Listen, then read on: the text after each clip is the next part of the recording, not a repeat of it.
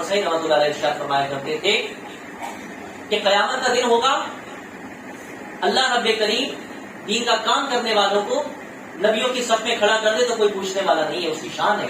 اگر وہ کھڑا کر دے گا اور اللہ ارشاد فرمائے کہ تم نبی نہیں تھے لیکن تم نے کام تو نبیوں والا کیا نا، تو انعام بھی نبیوں والا کر کرتا ہوگا، بس اس کی شان ہے، کیونکہ وہ بے نیاز ہے، بے پرواہ نہ کہتا شروع میں بے پرواہ، جو چاہے کرے، کون ہے اس سے پوچھنے والا؟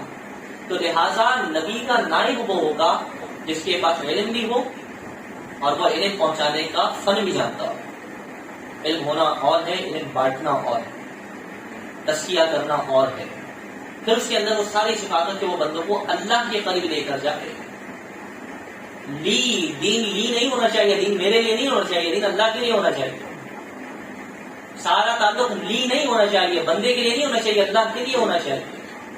اللہ کے نبی کریم صلی اللہ علیہ وسلم نے جو تصور صحابہ کو دیا نا، وہ فنا فی اللہ کا تصور کس طرح آپ کو سمجھا رہا ہوں، اور یہ کی باتیں آپ سنتے ہیں کہ فنا فی شیخ ہونا، پھر فنا فی رسول ہونا، پھر فنا فی اللہ ہونا۔ نبی نے جو تصور دیا ہے نا وہ فنا فی اللہ کا تھا۔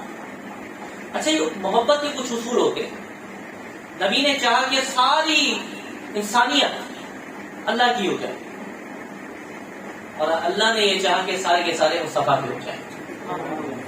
یہ محبت کا بدلہ تھا۔ حضور چاہتے تھے سب اللہ کے آگے جھکے، اللہ نے سارے ایمان والوں کو نبی کے آگے جھکنا سکھا دیا۔ حضور چاہتے تھے سارے اللہ سے پیار کریں، تو اللہ نے فرمایا قل ان کنتم تحبون اللہ فاتبعونی، محبوب محبت کا لفظ جب ہوگا جب تیرے رنگ میں مجھے نظر آئے تو میں بھی ان سے پیار کرنے لگ جاؤں۔ ولی اور عالم کا کام کیا ہے؟ بندوں کو اللہ سے ملانے کا کام کرنا۔ جب وہ بندوں کو اللہ سے ملانے کا کام کرتے ہیں تو خود بخود اللہ کو نبیوں کے مقام عطا کرتا ہے کہ تم نبی ہو تو نہیں، لیکن جو کام نبی کا تھا، جو صرف نبی کی تھی، وہ تم نے اپنا لیا۔ بہت بڑی ذمہ داری ہے۔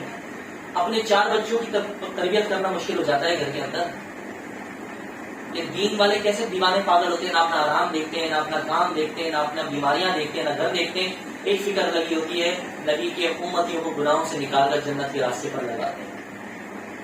یہ وہ صرف ہے، فکر ہے، جس کی وجہ سے حضور نے فرمایا میری امت کے اولیاء انبیاء کی مثل ہوں گے۔